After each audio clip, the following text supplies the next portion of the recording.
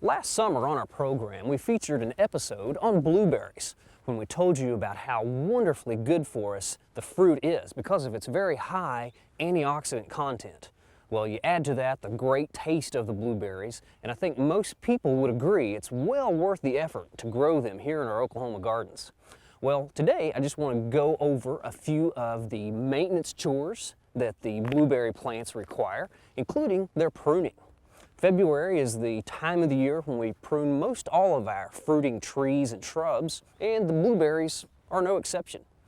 The pruning is done in the late winter because we want to come in and remove all of the unfavorable growth, so the growth that is left will receive all of the energy. It'll all be channeled in to those portions of the plant that we want to develop. Another thing that we kind of have to be careful of when we're pruning our blueberries this time of the year is to remember that the flower buds that are going to produce this year's blueberry crop are present on the plant right now. They were formed last summer. So that will influence our decision while we're doing some pruning. Now, right over here, I'll show you the difference between the flower buds and the leaf buds. You can see that flower buds they're fatter, they're kind of a little more rounded in shape. The leaf buds are smaller right here on this young stem and probably a little more pointed.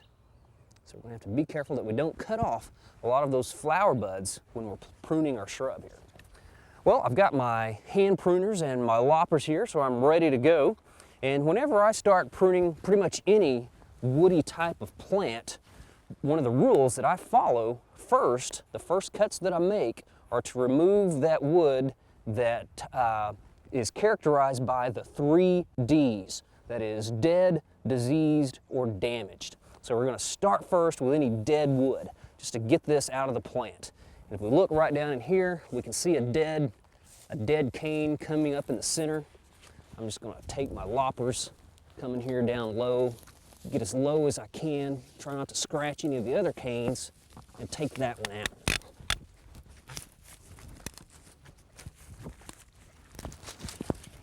And it's not uncommon to have dead wood in our trees and shrub. It's pretty common in nature. As the plants grow, the lower limbs or those inner limbs get shaded out, so they end up dying. So we'll take out all of that dead wood. And if you have a question of whether a stem or a branch is dead or alive, you can do the thumbnail test to see if it is alive. We can just take our thumbnail and come up and scratch gently on the branch, and it's really making a small wound, and we can see that green cambium layer underneath there. That lets us know that the branch is alive. Now on the dead wood, of course, you can scratch and you never end up with anything green. It's just hard and brown pretty much. Well, the second D in our 3 Ds is, of course, the diseased wood. And as I look at this blueberry plant, I don't really see any disease. If we were to see any cankers or any lesions on any of the stems, we would definitely want to cut that out of the plant. And if you do suspect that you have some disease, you will want to take a 10% bleach solution and dip your cutting tools into that bleach solution after every cut, so you don't spread that around to any more of the plant. Well, luckily I don't see any of those dead spots, so then we go on to any damaged wood. And I know that we do have damaged wood on our blueberry shrub because last year when these were loaded down with the blueberries, we had a woodchuck or a raccoon or something come in here and climb up in our plant eating the blueberries, and you can see it broke this limb right here. I think it did a few others in here as well. Well, I'm going to come in with my hand pruners, get as close to this other branch as I can, and cut that away. Try not to leave any kind of a nub.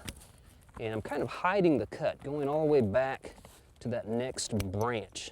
Make a nice, clean cut, so that'll seal over very quickly.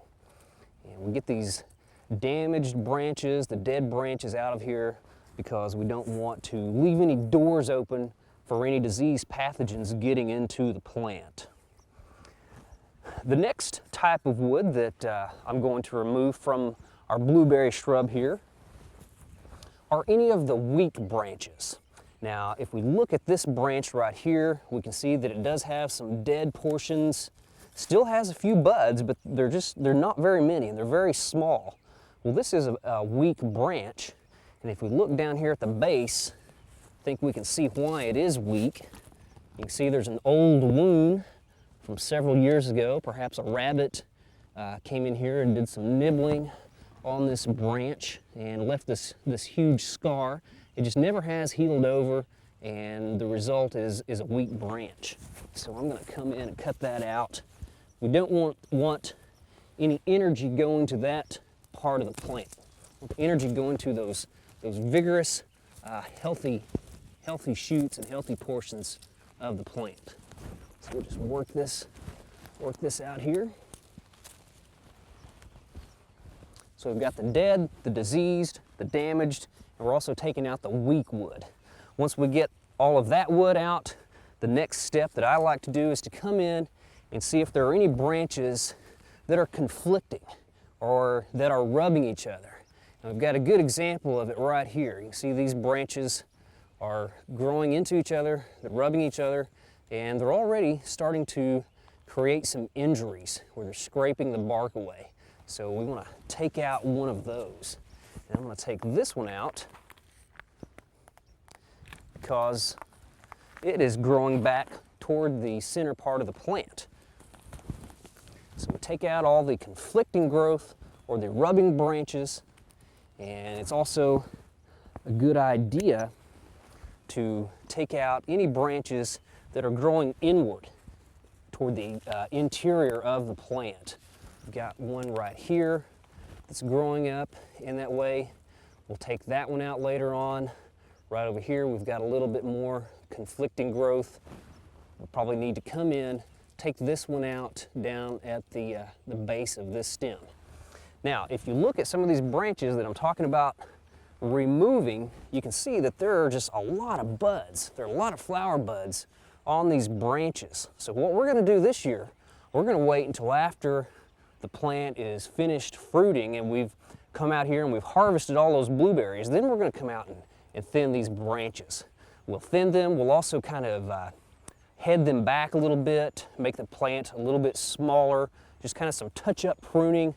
And we don't want the blueberry plant to get much taller than this right here either, or we'll have to reach to pick the fruit. So after this fruits, we'll come in, we'll cut these back and make sure that the branches are facing outwards, they're not conflicting anywhere, and we'll have a better producing area or a more fruitful bearing area to our blueberry shrub.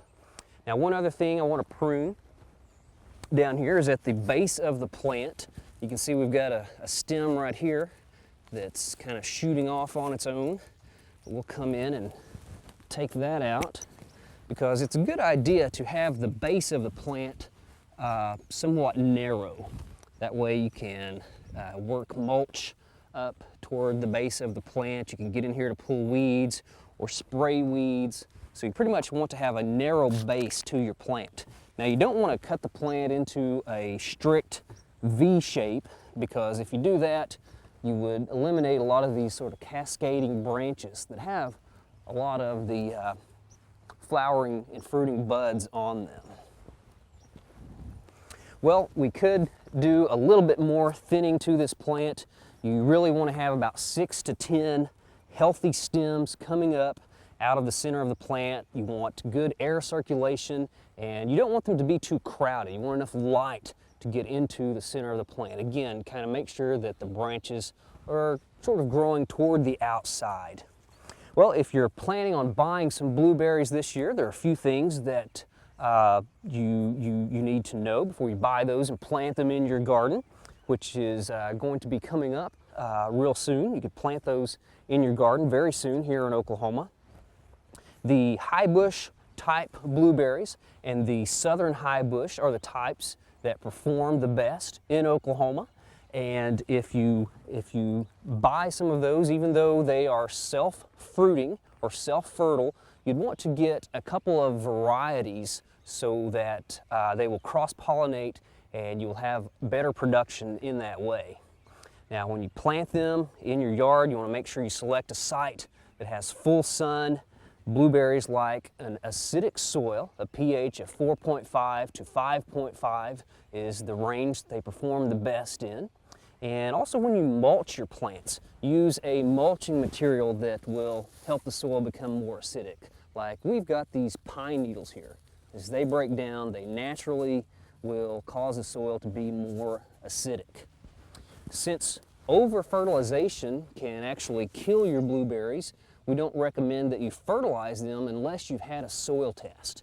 And if a soil test shows that you need to do some fertilization, be sure and use a fertilizer that will produce an acidic soil, something like ammonium sulfate or ammonium nitrate. This particular blueberry that we have is the variety called Blue Ray, and it's performed very well for us here in our gardens throughout the year. We've gotten lots of blueberries off this plant. We're going to be planting a few other varieties here in the next day or so. Well, we've got a little bit more pruning to do on this shrub to get it cleaned up, get out some more of these crossing branches, these growing toward the interior part of the plant. We'll get that really cleaned up. Again, if you're going to be planting blueberries this year, you're going to have to be patient. Blueberries shouldn't be allowed to fruit until they've been in the ground about 3 or 4 seasons. So if you have flowers develop, just go out and I know it's going to be painful, but just rub those flowers off the plant. Let them get their roots established for the first few years. You can check out our fact sheet, Growing Blueberries in the Home Garden, number 6248. It lists a lot of information about what I've just talked about pruning blueberries, their care, and it also lists a lot of varieties that have proven very good here in Oklahoma. You can pick that up at your county office, or you can go to our website, www.oklahomagardening.okstate.edu. You click on resources and you can see all of our fact sheets. We hope you've enjoyed this classic from the Oklahoma Gardening Vault. Remember, even though these tips and techniques are timeless, there's always something new to learn in the world of gardening. By subscribing to both Oklahoma Gardening and OK Gardening Classics, you'll have access to a wealth of gardening knowledge, both classic and contemporary.